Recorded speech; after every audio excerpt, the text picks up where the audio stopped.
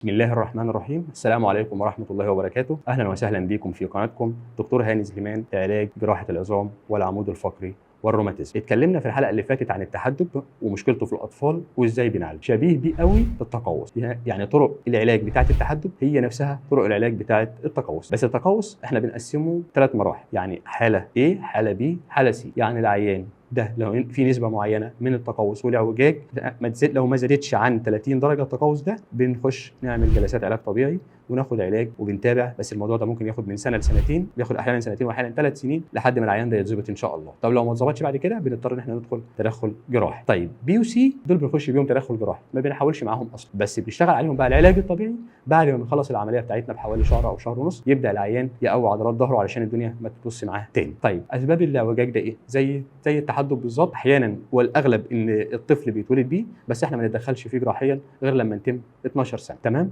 وفي بعض الحاجات المكتسبه اللي هي بتيجي نتيجه اوضاع غلط او نوم غلط او حركه غلط، يبدا يحصل اعوجاج في العمود الفقري مع الحوض كمان. يعني في مشاكل في الحوض، لو في بعض المشاكل في الحوض بتعمل حاجه اسمها برضو اللي هو الاعوجاج او تقوس في العمود الفقري، بيبقى سبب مشكلته ان احنا عندنا مشكله في الحوض، فطريقه المشيه ما بتبقاش مظبوطه فبتعمل مشكله في العمود الفقري. طبعا لما نلاحظ حاجه زي كده على اطفالنا ما نصبرش، نكشف عليهم على طول عشان نطمن ونشوف ممكن المشكله في الاول تتحل اكبر احسن ما تزيد وتتفاقم. طيب طريقه عمل التدخل الجراحي زي التحدب برضو بالظبط، بنعمل اشعه مقطعيه رقميه. الاشعه المقطعيه الرقميه دي بتبين لنا الانجل او الزاويه اللي التحدب فيها قد ايه، يعني الفقره اللي عامله الاعوجاج بتاع او التقوس او التحدب، نشوف الفقره ديت فين، بتحددها الاشعه المقطعيه الرقميه، وبنخش نشيل الفقره ديت علشان نعرف نرجع الفقرات تاني لوضعها الطبيعي ونثبتهم باستخدام شرايح ومسامير. دايما الاعوجاج ده بيبقى جايب من فوق لتحت، من فوق لتحت، يعني ممكن يبقى عامل زي حرف الاس كده، الفقرات تبقى عامله زي حرف الاس. اما التحدب بيبقى من قدام، من ورا لقدام، يعني العيان مكفي على وشه كده موطي في الارض وهو ماشي، ده التحدب، تمام؟